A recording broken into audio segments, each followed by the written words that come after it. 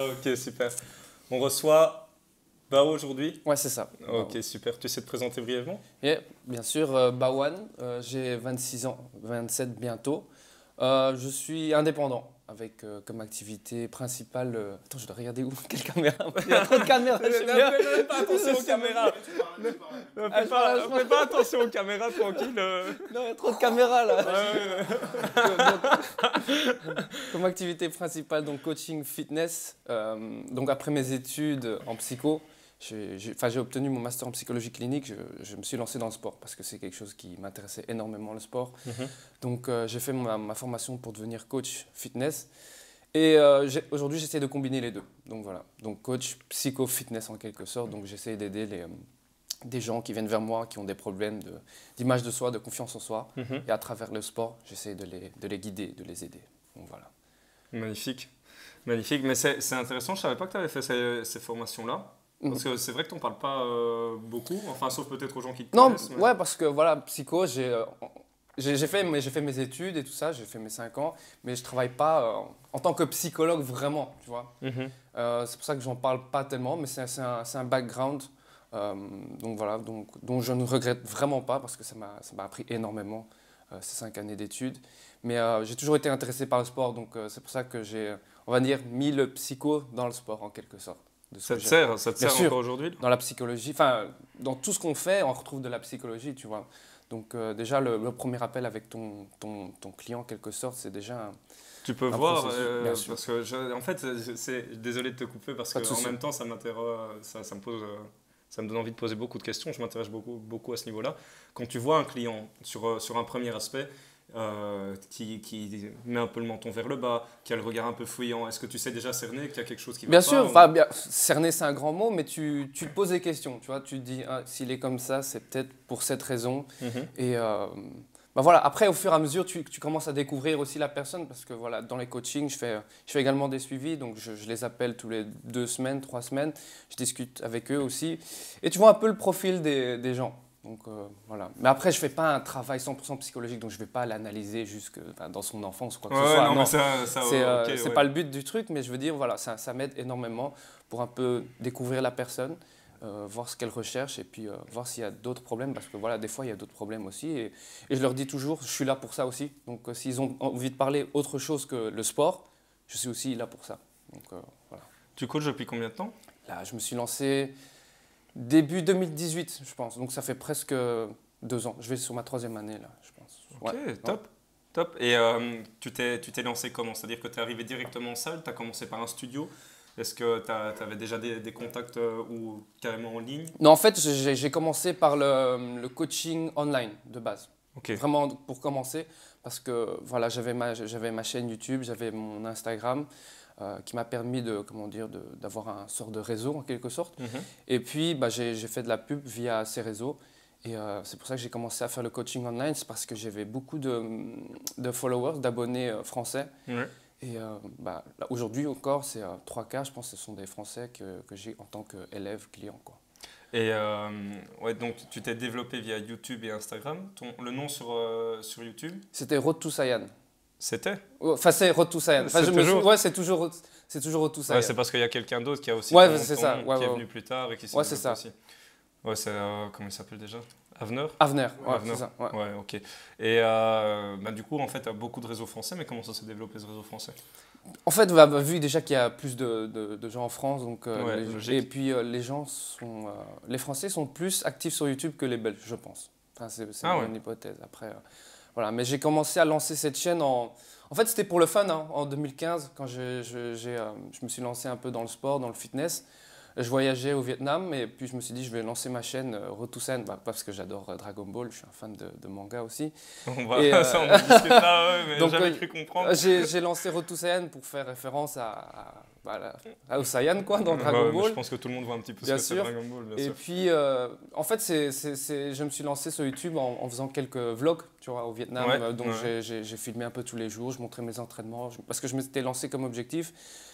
Pendant 27 jours, je pense, j'étais parti au Vietnam, j'allais m'entraîner tous les jours et je filmais ça et je mettais sur YouTube. Et puis après mes études de psycho, je me suis dit, tu sais quoi, c'est quelque chose que j'aime bien finalement, YouTube. Donc je me suis dit, je vais me mettre un peu plus sérieusement. Et puis j'ai commencé à faire des vlogs, à mettre des vidéos en ligne tous les 2 jours par exemple. Et voilà, j'ai commencé à développer tout doucement. Il y avait eu plus d'abonnés. Et puis voilà. Il y a eu des retombées par rapport à ça? Je veux dire, en dehors du fait que tu aies eu beaucoup d'abonnés et de visibilité, est-ce que d'un coup il y a eu des demandes de services ou de coaching ou des... Ben non, mais après c'est quelque chose que j'ai... le sport, en fait, si j'ai fait de la psychologie aussi, c'est parce que j'aime le contact avec les gens. Et le sport, enfin à travers le sport, je me suis dit, j'ai envie de motiver les gens. C'est quelque chose que j'aime vraiment bien. Motiver les gens, comprendre les gens. Et je me suis dit, bah ouais, depuis le début, je voulais faire le coach fitness et YouTube m'a un peu aidé à créer, enfin, m'a bien aidé, franchement, à créer mon réseau et à proposer mes services à travers YouTube, à faire la pub à travers YouTube et Instagram, quoi. Donc voilà, c'était un très bon tremplin, je pense, pour ma carrière en quelque sorte, quoi. Aujourd'hui, tu conseillerais de se lancer sur YouTube? Je sais pas te dire, parce que YouTube, c'est un monde très, comment dire, vicieux aussi, tu vois. Il y a beaucoup de gamins, on peut dire ça, sur YouTube et il faut être fort face aux critiques aussi. Par exemple, là, j'ai un ami qui est assez connu sur YouTube. Ouais, si tu veux, cite son nom, sauf si... Ouais, bien sûr, non, il n'y a pas de souci. C'est Kingstar, c'est un gamer. Je vois, tout à fait. Ouais. Et il est devenu connu très très vite et il a dû faire face à beaucoup d'harcèlement aussi via Internet. Mais ça, c'est le monde de YouTube, hein, tu vois. Les gens derrière leur écran, ils se permettent un peu plus qu'in real life. Donc, il faut être fort mentalement, je pense, et il faut avoir la tête sur les épaules surtout pour faire face à ce genre de haine des fois. Après, tu as du bon côté, du mauvais côté comme partout, mais faut être fort, parce que là, tu peux pas faire grand-chose, tu vois, vu que c'est derrière ton écran, tu lis, des fois, c'est des critiques constructives, des fois, c'est juste des insultes gratuites, tu vois. Donc voilà, il faut être fort, il faut soit ignorer, mais c'est pas facile. Kinsar, je l'ai connu en tapant Home Gym parce que je me suis fait dernièrement, forcément, là on est en période Covid, et j'ai tapé Home Gym pour avoir des idées et tout ça, et je suis tombé justement sur une vidéo de Kinsar. Ouais, il a fait son Home Gym. Et tu l'as conseillé? En fait, non, mais en fait, de base, je l'ai eu comme, en quelque sorte, élève, je l'ai coaché, lui. Ouais. Donc, mais il y a une vidéo avec toi, ouais, c'est ça, sur YouTube. C'est ça. Et après, en fait, j'ai commencé le coaching avec lui il y a 2 ans. Alors, on a fait coaching online ensemble, mais il a bien évolué. Et puis 1 an après, on a décidé de se voir in real life. Donc j'ai été jusqu'en France pour faire une séance ensemble, où je le coachais. Donc voilà, il a un très très bon niveau, c'est chouette. C'était une vidéo pour montrer comme quoi même les gamers, parce que c'est un gamer 100% à full time, peuvent être des sportifs aussi. Ouais, parce que c'est une image souvent qu'on a de se dire ouais, c'est des mecs qui font rien de leur vie, ouais, jamais ils pourront envisager des choses, etc. Et là, ça contrecarre un peu le plan de haine qu'on peut avoir en se disant ouais, ils font rien, ils sont devant un écran, c'est des fatigués de la vie. Mais quand tu penses à gamer, la plupart des gens vont penser à geek. Geek, c'est quoi? Derrière son écran, un peu large, donc, un peu avec gros, des lunettes, et tout. C'est en train de manger des chips. Mais alors que non, c'est des gens qui ont... c'est quand même un sacré boulot. Ils sont toujours derrière leur écran toute la journée. C'est facile. Ils doivent streamer, ils doivent animer aussi. Parce que voilà, ils ont une communauté, ils doivent animer avec leur communauté. Et puis voilà, à un moment, ils ont besoin de faire leur sport aussi. C'est comme nous, on a notre boulot et à un moment, on doit un peu se défouler aussi dans le sport, quoi. Donc voilà. C'est marrant parce que souvent, quand on critique, en fait, si on critique, c'est qu'on n'a pas fait. Bien souvent, sûr. Les critiques faciles, c'est quand on ne fait pas. Quand on ne connaît pas aussi. Et moi, je suis pas un geek, si on peut appeler ça, parce que des fois, c'est vu comme de manière péjorative, un peu, tu vois, le mot geek. Et moi, ce qu'il fait, je suis sûr que je ne peux pas le faire. Rester sur un écran constamment, à se concentrer sur un... jouer au même jeu vidéo. Et savoir interagir avec sa communauté en même temps. Mais c'est un truc de fou. Non, c'est ça pas demande facile. de la concentration non-stop. Et c'est ça que les gens, des fois, ils ne se rendent pas compte. C'est facile parce qu'on dit, ouais, mais il reste devant son écran, etc. Est-ce qu'il a toujours envie de rester devant son écran? Est-ce qu'il n'est pas rentré dans une spirale qui fait que maintenant, il est obligé? C'est son travail. Non, bien sûr. Tu vois, c'est ça qui est assez dingue, quoi. Moi, j'aime beaucoup le personnage. En fait, c'est la première fois qu'on se rencontre. Ouais, c'est ça. C'est ça, hein. Je crois, j'en suis sûr. Moi, ce que j'ai bien aimé, c'est l'énergie que tu fais passer. Il y a tellement de questions qui me viennent à l'esprit là pour le moment. Notamment, en fait, tu me disais que tu as commencé par le coaching en ligne, que tu as cet aspect de psychologie, que tu aimes interagir avec la personne. Comment ça se passe en fait quand il y a des personnes qui te demandent un service en ligne, ou comment ça se passait? Parce que je pense que maintenant, en tout cas, on espère quand il y aura la réouverture des salles, tu travailles aussi en salle. Ouais, c'est ça. Mais comment ça se passe sur le premier aspect du coaching en ligne en fait? Imaginons, moi, on ne se connaissait pas. Ouais. Je te contacte, je dis moi j'aime ce que tu fais, j'aime la manière dont tu transmets ton énergie, j'aime ta philosophie de travail. Comment ça se passe? Est-ce qu'il y a un rendez-vous webcam avant ou un truc comme ça? Bah, souvent, je reçois les messages via mon site, mais là, il est en construction. Mais là, pour l'instant, c'est via Instagram. Les gens me contactent via Instagram. Voilà, ils me racontent un peu leur profil. Genre, voilà, je suis telle personne, j'ai pas fait de sport depuis telle année, j'ai envie de faire ça, j'ai ça comme objectif. Est-ce que tu me prendrais bien en coaching et tout ça? Puis, je discute un peu, déjà pour un peu connaître la personne. Et puis, tu as toute la phase explicative de comment ça va se passer le coaching. Et une fois le paiement effectué, là, je fais un premier appel avec la personne. Donc, un appel via WhatsApp, donc, comme en FaceTime, quoi. Donc, je discute avec la personne. C'est une sorte d'anamnèse, quoi, tu vois. C'est découvrir qu'est-ce qu'elle a fait comme sport depuis qu'elle est toute jeune. Et puis, découvrir un peu quels sont ses objectifs. Et voilà, pour pouvoir créer par après le programme personnalisé pour la personne. Donc, combien de fois elle voudrait s'entraîner par semaine? 2 fois, 3 fois, 4 fois? Quel matériel est disponible? Parce que des fois, il y a des gens qui ne veulent pas aller à la salle, donc juste s'entraîner à la maison. Quel matériel ils ont à la maison? S'ils n'ont rien, poids du corps. Qu'est-ce qu'elles aiment bien faire? Parce que pour moi, c'est primordial. Il faut que la personne aime ce qu'elle fait. Tu vois, parce que j'aime pas juste imposer des exercices et puis que la personne elle se sente obligée de le faire. Tu vois? Donc j'essaie de découvrir un peu, est-ce que la personne aime des exercices un peu plus dynamiques? Est-ce qu'elle aime bien transpirer pendant la séance? Est-ce qu'elle est plus muscu? Enfin, découvrir vraiment les préférences de la personne. Et puis là, je prépare le programme et puis j'envoie ça via un fichier PDF. Et puis tous les 2 semaines, on fait des appels pour faire un petit débriefing, pour voir comment ça s'est déroulé. Et sinon, je reste disponible via WhatsApp pour répondre aux questions, quoi. Donc si elle a des questions concernant les exercices, ou des fois j'envoie des messages vocaux, des fois on s'envoie des vidéos de comment exécuter un exercice. Donc voilà, je porte beaucoup d'attention au suivi parce que c'est très important. Et vu que c'est à distance, je ne suis pas là physiquement, je ne peux pas corriger certains trucs. Donc j'essaie d'être quand même présent à distance, quoi. Et c'est ça qui est... Ça, c'est souvent des critiques parce que moi, je fais aussi de la programmation en ligne avec un suivi. Je fonctionne comme toi. Et souvent, la critique qu'on reçoit, c'est « Ouais, mais si tu ne connais pas la personne avant, tu ne sais pas comment elle exécute tel ou tel type de mouvement, etc. etc. » Mais c'est un peu facile aussi de dire ça, et c'est vrai, quelque part. Et d'un autre côté, est-ce que tu proposes... bon, après, ça dépend aussi de la distance, mais... Avant de commencer un programme en ligne, on peut se voir 1 heure ou 2 heures en salle, j'analyse le tout. Est-ce que c'est un service que tu proposais déjà ou que tu vas proposer en plus? Bien sûr, bien sûr. Avec les élèves clients belges, là je propose, si eux-mêmes déjà viennent vers moi, est-ce qu'on pourrait se voir par exemple 1 heure, 2 heures en salle, et puis là juste histoire de corriger les bases, exercices, la base, c'est ça. Et puis là faire le coaching online. Mais par exemple pour les clients français, c'est un peu plus difficile. Donc, ce que je demande souvent, c'est de me filmer, par exemple, une série de chaque exercice, de m'envoyer ça. Et puis là, je peux analyser un peu le mouvement, voir ce qu'il faudrait corriger, et puis corriger. Ou sinon, j'envoie une vidéo de moi. Tu dis, voilà, avec, par exemple, voilà, c'est le dos droit, c'est les abdos, les coudes et tout ça. Voilà. Et je dis toujours à la personne, c'est mieux de faire ça dès le début du coaching, comme ça, on n'installe pas une mauvaise habitude tout au long du programme, quoi. Ouais, il y a un réel suivi, quoi. Franchement, c'est top, quoi. C'est important parce que juste bêtement donner un programme et puis basta, ciao, c'est un peu débile, je trouve. Et puis ça dénigre un peu notre boulot, je trouve. Parce que voilà, du coaching, pour moi, c'est du one-to-one. Donc c'est important de suivre la personne, de connaître la personne aussi. Et, chaque personne est différente, donc il faut le suivi. Pour moi, il faut le suivi.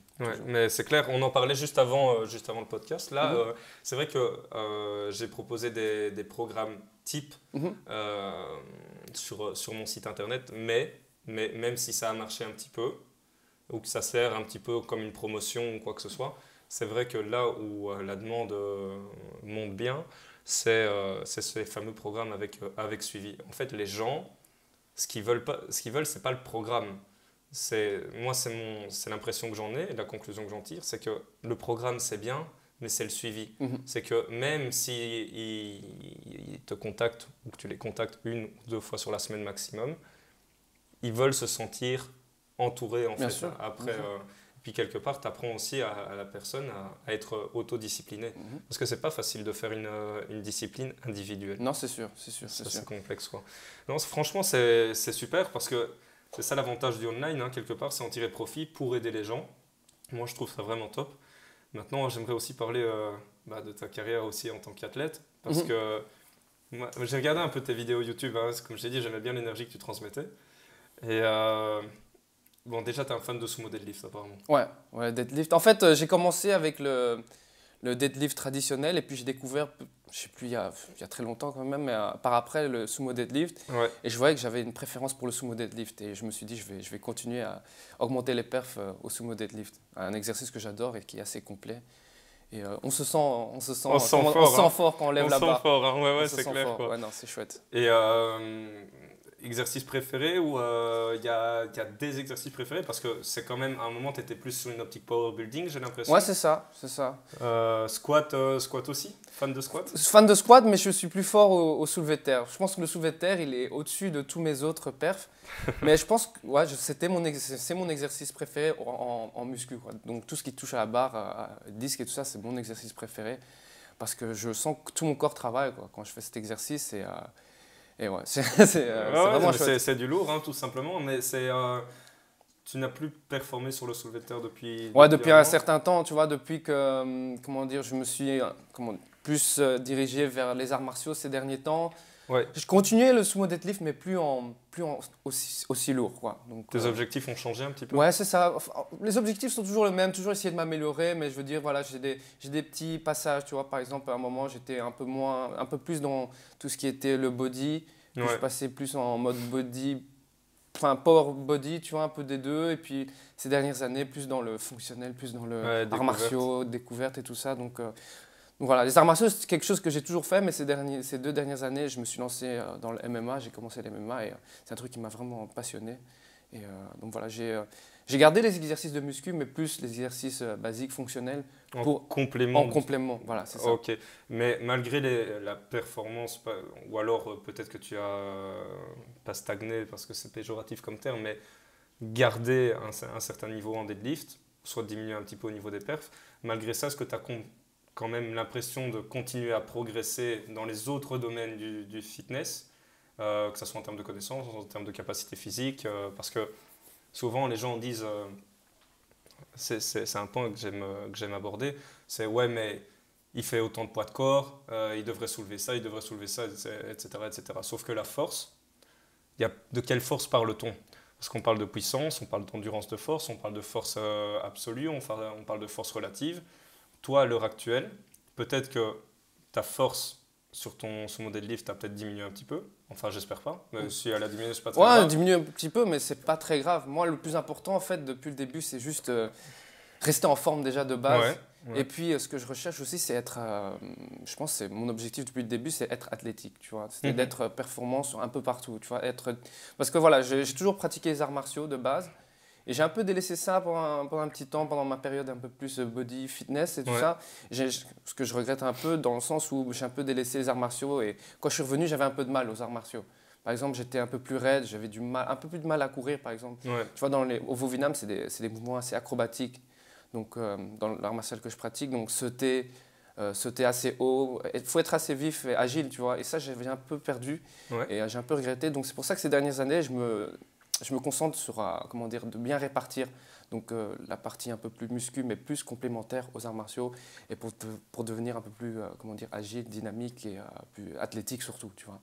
Donc, être plus rapide, sauter haut, mais en même temps garder une bonne force. Donc voilà, c'est assez un objectif un peu, vague, mais c'est... Mais j'ai l'impression quand même que malgré ça, tu es plus explosif qu'avant, non? Oui, bah c'est ça.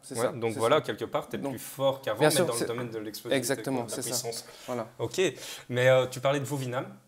On va y venir parce que c'est un peu moins réputé que certains arts martiaux. En tout cas, ici en Belgique. Bien sûr, moi, on peut le dire. Mais j'ai aussi une communauté qui s'intéresse aux arts martiaux, à la boxe, notamment via le kettle. On dit souvent qu'il y a une complémentarité, que c'est un mix entre les arts martiaux et l'haltérophilie, etc. Est-ce que tu sais expliquer ce que c'est le Vovinam? Bien sûr. Et je pense que tu as un titre aussi là-dessus. Oui. Donc le Vovinam, c'est un art martial vietnamien, donc ça veut dire la voie art martial du Vietnam. Vovinam, ça veut dire ça en quelque sorte. On peut voir ça comme un sort de kung-fu karaté, un mix de kung-fu karaté judo vietnamien. Donc il y a des techniques, que ce soit debout, donc pied-point, coup de pied, et puis tu as des mouvements un peu acrobatiques comme les ciseaux. Ça, c'est la spécialité du Vovinam. Okay. Donc je ne vais pas rentrer dans les détails, mais c'est en gros une technique ancestrale, donc utilisée pendant il y a très très longtemps, quand les Vietnamiens se faisaient attaquer par je pense la Mongolie, je pense. Ils venaient, ils étaient à cheval, et les Vietnamiens ils étaient cachés dans les arbres. Et ils n'avaient pas trop d'armes, donc ils ont dû développer une arme contre leur adversaire. Donc c'était de sauter à la gorge et puis les faire tomber. Et c'est de là que c'est né en fait. C'est de là qu'est né les ciseaux volants, quoi. Et c'est une technique assez dangereuse parce que si tu réussis, tu réussis. Tant mieux, si tu te rates, tu tôles à côté du cheval et tu te fais écraser, tu vois. Okay. Donc voilà. Après, voilà, il faut voir si c'est vrai, mais c'est l'histoire qu'on raconte à propos des ciseaux volants. Et aujourd'hui, ça fait partie d'une des épreuves des compétitions. Donc, on a des techniques, des ciseaux de 1 à 30, enfin 1 à 25 ou 30, je ne sais plus. Et voilà, c'est celui qui exécute le mieux qui gagne. Et sinon, on a des techniques de lutte aussi également, et puis on a la partie combat, mais c'est un combat plus semi-contact. Donc on n'est pas là pour mettre un KO à l'autre, on est plus là pour appliquer les techniques. Donc que je comprenne bien, en fait, c'est un peu comme un kata en judo, c'est de la démonstration de... On a la partie un peu plus technique, démonstration. Tu vois, par exemple, lors des compétitions, on a des katas, où celui qui fait mieux son kata. On a des parties avec des katas avec des sabres, par exemple, des bâtons, enfin des armes un peu traditionnelles. Ouais. Et puis on a la partie un peu plus combat, dans la pratique, combat de lutte et combat pied-point, debout, quoi. Et ton titre? Mon titre, c'est donc en ciseaux. C'était lors de la Coupe du Monde Vovinam en 2018. C'est ça, j'ai terminé premier. Ouais, j'ai terminé premier lors de l'épreuve ciseaux, justement. Donc champion du monde. Ouais, c'est ça. Incroyable quand même. Purée, c'est incroyable. Non, c'était une chouette expérience parce que, en fait, l'épreuve des ciseaux est réservée qu'aux ceintures noires de base. Parce que en dessous de ceinture noire, tu as des ciseaux, mais c'est plus ciseaux appliqués au bas du corps. Et une fois que tu es ceinture noire, tu peux appliquer les ciseaux à la tête. D'accord, ok. Et je venais de passer ma ceinture noire dans l'année même. Et j'avais avec mon partenaire, parce que ça se fait avec un partenaire, tu ne peux pas faire ça tout seul dans le vide, mais j'avais mis comme objectif de participer à la Coupe du Monde à l'épreuve des ciseaux. Alors que je venais juste de passer ceinture noire et donc pendant quelques mois on s'est entraîné comme des fous. Et on a réussi cet objectif déjà de participer et puis de ramener la médaille d'or. Donc c'était chouette, chouette expérience. Bravo quoi, parce que franchement c'est du lourd et je trouve qu'on ne met pas assez les sportifs à l'honneur, des sports qui sortent un petit peu de l'ordinaire. Non, c'est vrai. C'est quand même du lourd. Et c'est pour ça aussi que j'ai créé cette chaîne, c'est quand même mettre en avant certains sportifs. Donc, tu saurais donner des cours de Vovinam? Mais en fait, je suis professeur de Vovinam. Si on veut te trouver pour s'intéresser au Vovinam ou Oui, bien sûr, via mes réseaux déjà. Ou soit, on donne cours, nous, au Palais du Midi. On a 3 clubs. Okay. On a 3 clubs ici en Belgique. Non, à Bruxelles, on a 3 clubs, ouais. Moi, je donne cours au Palais du Midi, donc à la gare du Midi. Ouais, en ville. Ça fait déjà 2 ans que je donne cours, depuis que je passais ceinture noire, quoi. Et voilà, c'est que du bonheur, quoi. Les arts martiaux. C'est terrible, quoi. Mais ouais, franchement, respect, quoi. C'est du lourd. Il y a plein de questions qui me viennent à l'esprit, parce que coach fitness, coach Vovinam, tu as d'autres projets aussi. Oui. Tu es dans le monde des soirées, donc tu fais connaître un petit peu tout ce qui est soirée asiatique. Ouais, en fait, depuis longtemps, je m'intéresse un peu à la culture asiatique, pas qu'au Vietnam, mais genre à la culture japonaise. Tu sais bien, j'aime les mangas, les animes. Ouais, t'es un grand fan, quoi. Voilà, j'ai découvert aussi le monde un peu coréen aussi. Ouais. Et je m'intéresse un peu à la culture hip-hop asiatique. Donc, c'est un truc qu'on ne retrouve pas ici en Belgique, en Belgique, en Europe en général. Ouais. Et c'est quelque chose qu'il n'y avait pas dans les soirées. Donc, tu vois, on retrouve des soirées à thème genre hip-hop US, on retrouve des soirées afro, latino. Je me suis dit, il manquait ce côté un peu asiatique, tu vois. Et je me suis dit, pourquoi pas lancer une soirée à introduction hip-hop asiatique, tu vois. Ouais. Alors qu'aujourd'hui, quand tu vas en Asie, après aux États-Unis aussi, mais ça commence à bien monter, l'hip-hop asiatique, surtout coréenne. Mais après, tu connais certainement le K-pop aussi, mais bon, ça n'a rien à voir. Mais voilà, c'est quelque chose, je me suis dit, ce qui manquait ici à Bruxelles. Et puis, avec des potes, on s'est dit, on va lancer ça. Et, avant le corona, il y a 1 an, on a lancé ça, notre première soirée. On a eu le temps de lancer une deuxième. Et puis, avec Coco, on a dû arrêter. Alors, tu me dis si je l'appelle mal, mais c'est Shinderu. Shinderu, ouais. Ok, et ça a donné quoi cette première soirée? Ça a cartonné ou pas? Bah ouais, c'était parce que tu vois, il y a quand même en Belgique, on a une grosse communauté asiatique, on a une communauté aussi qui est fan de musique asiatique, mais qui ne peuvent pas aller à des soirées puisqu'il n'y en a pas. Donc, première soirée, on a quand même ramené pas mal de personnes. On a pu créer un sold-out au Blue du Louis. Donc, c'est une boîte qui est réputée ici. Ouais, c'est une boîte qui est assez réputée au niveau hip-hop. Il y avait des gens qui venaient de Flandre, de Wallonie et tout ça, même de France aussi. Et puis, lors de la deuxième édition, on a pu encore ramener plus de monde. Et puis, voilà, ça a commencé à bien monter. Et puis, après, il y a eu Corona. Il y a eu le Covid. Donc, voilà. Mais c'est toujours quelque part, mais ça va revenir. C'est toujours d'application. Bien sûr. Mais tu as su rebondir sur certains aspects en période de Covid, malgré le fait que coach, on ne sait plus prester. Forcément, tout ce qui est sport de contact ou semi-contact, on ne peut plus prester. C'est ça. Les soirées, on ne peut plus prester. Et donc, du coup, on en vient à un projet que tu as mis en place, qui vient de se développer. Ouais, qui s'est développé il y a 3-4 mois, je pense. C'est quoi ce projet? Comment ça s'appelle? C'est un projet de nutrition, nutrition, de bouffe, on peut dire. On va l'afficher sur l'écran. De toute façon, on va afficher. Donc, ça s'appelle Comibox. C'est un service de livraison de foodbox asiatique. Ok. C'est à peu près comme tu vois, HelloFresh un peu. Ouais. Voilà, mais c'est le HelloFresh version recette asiatique en quelque sorte. Ok. Donc voilà, en fait le but, on a développé cette idée déjà lors du premier confinement avec ma copine et un pote à moi qui tient un restaurant ici à Bruxelles. On était en train de réfléchir, on se disait qu'il manquait un truc, qu'il manquait un truc dans le marché de foodbox, tu vois. Et vu qu'on adore, moi j'adore la nutrition asiatique, tu vois, tout ce qui est recettes asiatiques. Normal, je pense que tu n'es pas le seul. Je me dis qu'il faudrait rendre ça accessible aux gens, tu vois, apprendre aux gens à cuisiner asiatique. Le problème, c'était que les gens manquaient les ingrédients. Et quand tu demandes aux gens qui ne connaissent pas trop la bouffe asiatique, ils ont un peu du mal à les chercher, ils ont soit la flemme, soit ils ne savent pas trop quoi chercher. Donc on s'est dit, pourquoi pas lancer ce système où on envoie une box avec tous les ingrédients, on envoie la recette aux gens et ils cuisinent eux-mêmes chez eux. Et en même temps, ils découvrent, donc déjà de 1, ils découvrent la cuisine, donc ils apprennent à cuisiner asiatique, et de 2, ils découvrent des nouveaux plats par exemple. Ok. Et donc voilà, depuis août, on s'est lancé. Au début, ce qu'on faisait, c'est qu'on lançait une nouvelle recette tous les 2 semaines. Donc à chaque fois, on ajoutait une recette. Par exemple, la première recette, c'était une recette vietnamienne. Et puis, on a fait encore une vietnamienne. Après 2 semaines, on fait une vietnamienne. Et puis, on a fait une japonaise, une thaïlandaise, une chinoise. Et là, on a une sorte de database avec 8 recettes. Et là, les gens ils peuvent choisir entre les 8 recettes et découvrir un peu. C'est en quelque sorte un sort de voyage qu'on propose aux gens. En même temps, une sorte d'activité, tu vois, en couple ou soit avec des amis, cuisiner ensemble, et découvrir et manger, bien sûr. Ouais, franchement, je trouve ça canon. Franchement, c'est terrible, il faudrait essayer. Ça, il faudrait essayer. Si vous aimez bien la cuisine asiatique, voilà. Tu me laisses commander et puis après, c'est toi qui manges, c'est ça? C'est un travail d'équipe. Il faut le cuisiner aussi. Il faut le cuisiner, écoute, ce sera ton travail. Mais c'est très facile, c'est très très facile. Voilà. Ok, et moi, en fait, la question que je me pose, parce que tu as énormément de trucs, déjà. Ce que je trouve terrible, parce que c'est ça le travail d'entrepreneur, c'est toujours trouver des solutions. On va pas se mentir, on peut pas trop compter sur la pension en Belgique. Non, c'est ça. À l'heure actuelle, donc il faut qu'on trouve des solutions. Mais quand tout sera revenu à la normale, si un jour ça revient à la normale, est-ce que tu n'as pas peur d'être un petit peu débordé au détriment de ta vie privée? Bien sûr. Des fois, on a l'impression d'être débordé, mais après, je pense que si c'est quelque chose qu'on a vraiment envie de faire, on peut planifier ça.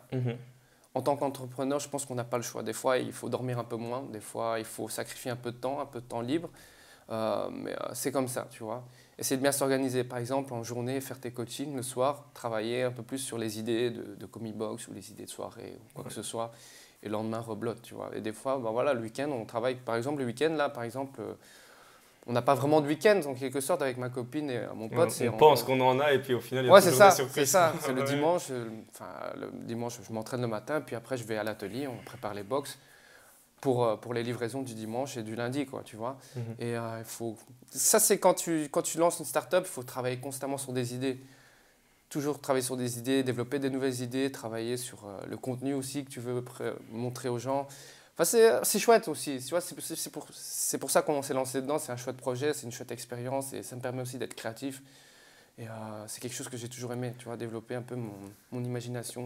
Et puis il y a quelque chose quand même qui est rassurant parce que certes, tu as des trucs qui sont à 100% à toi, mais il y a un moment, je pense qu'on est obligé de s'entourer. Parce que des fois, on manque de temps, ou il y a une surprise ou quelque chose qui était inattendu qu'on prévoit. On peut toujours se reposer quelque part sur quelqu'un, sur un de ses collaborateurs, et puis ainsi de suite. Bien sûr, bien sûr.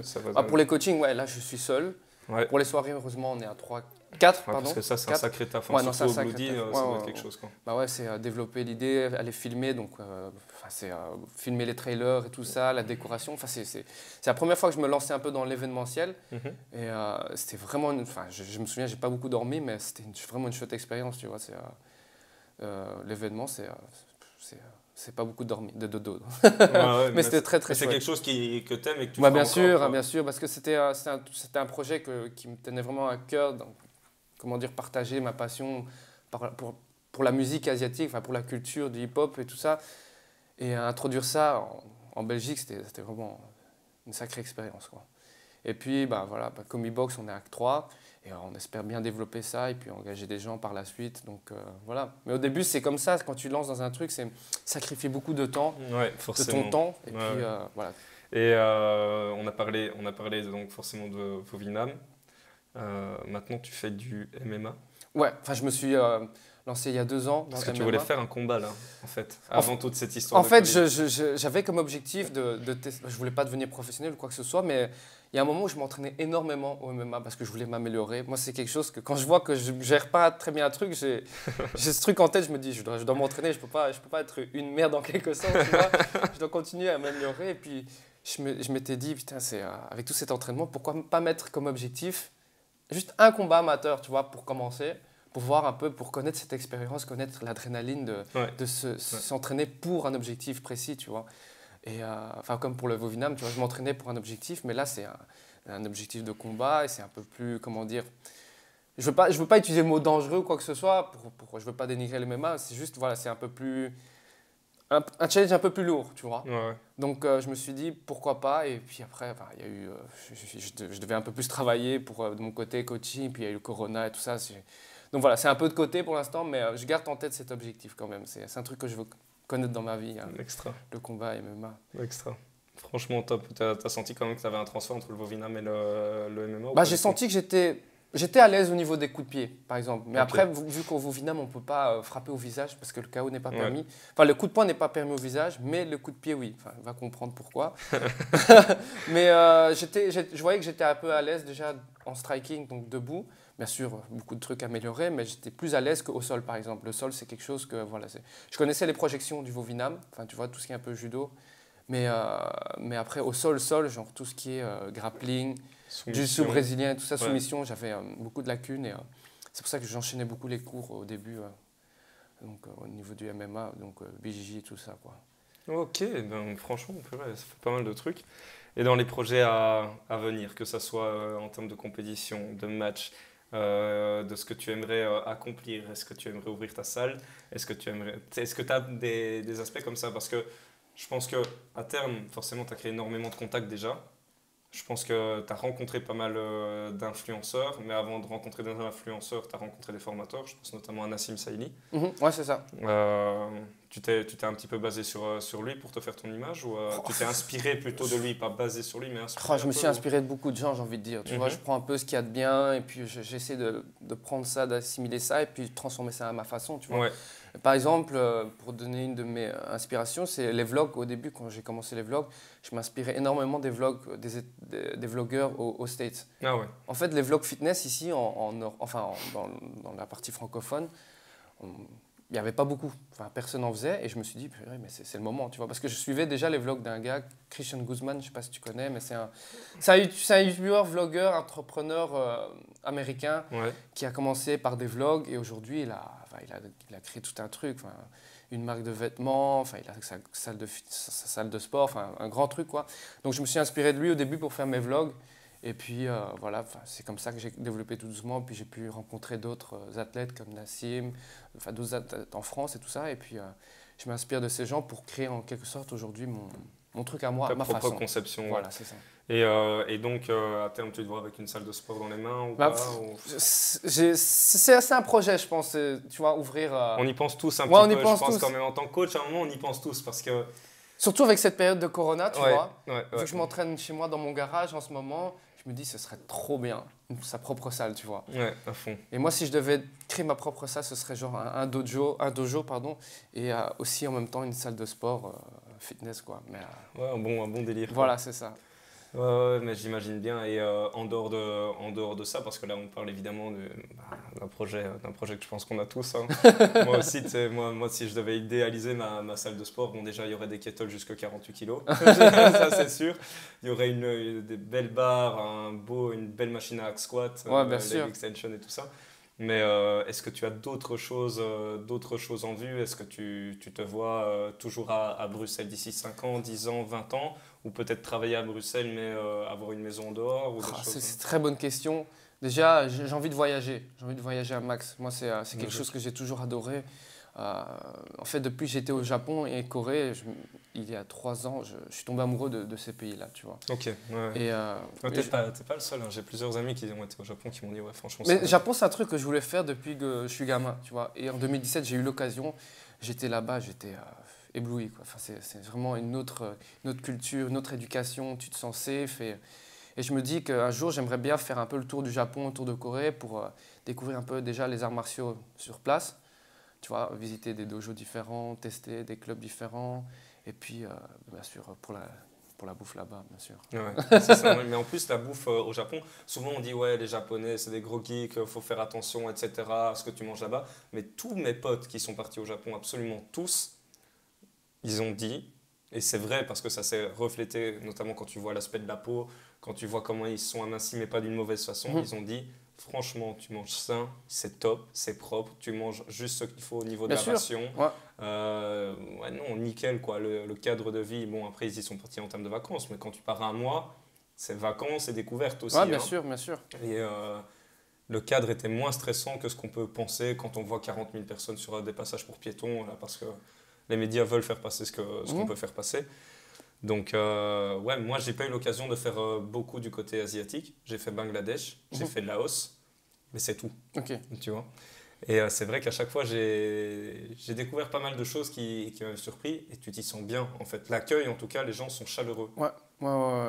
Bah, en tant que, voilà, on est des touristes là-bas. Ouais. Quand tu vas là-bas, déjà, ça change énormément d'ici, tu vois. Les gens sont vraiment gentils.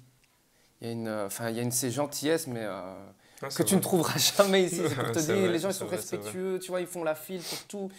Bêtement, tu vois, quand tu sors du train métro, les gens ils te laissent sortir, tu vois, d'abord. Tu vois, vraiment, il y a une file, hein, il y a des lignes et tout ça, les gens ils respectent à fond, ils sont là, ils se mettent sur le côté, les gens sortent, tu rentres comme ça, voilà. Ça se fait comme ça, smooth. Ici, tu rentres, tu ramasses un coup, tu ramasses un coup de poing, c'est le bordel, tu vois. Et là-bas, c'est...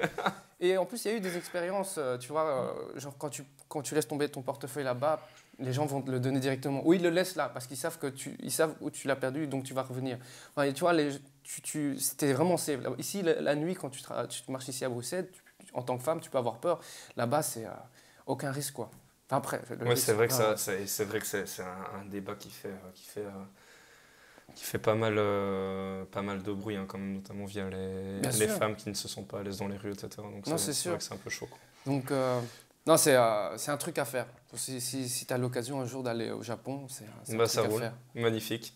Je pense qu'on arrive tout doucement à la fin du podcast. Donc peut-être ressortir les Instagram, Facebook, YouTube et pour faire appel à tes services. Notamment aussi le service au niveau de la box, Comi Box. Oui, c'est ça. Ben, voilà, je te laisse le mot de fin. Donc, si vous avez faim, c'est sur Comibox ça se passe, comibox.be. Ouais, essayez forcément. En fait, le problème, quand je fais venir des invités, comme ça, il y a eu Donovan aussi qui est passé, Ça parle de bouffe aussi et ça parlait de bouffe aussi. Et le problème, c'est que je peux pas promouvoir et ne pas essayer. Sinon, je passe pour un voleur.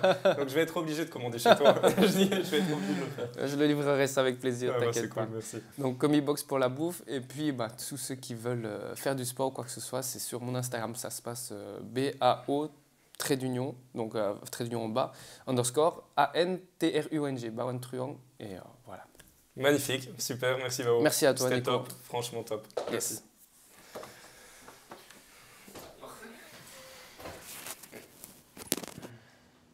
Écoute, ça a bien envoyé. Hein. Ouais, nickel. Franchement, bonne source d'inspiration. Franchement, t'envoies du lourd. Hein. Merci. Putain, mon gars, il y a un moment, je me demandais, mais qu'est-ce que tu fais pas en fait? Ah, j'aime bien toucher en fait, c'est ça. Putain.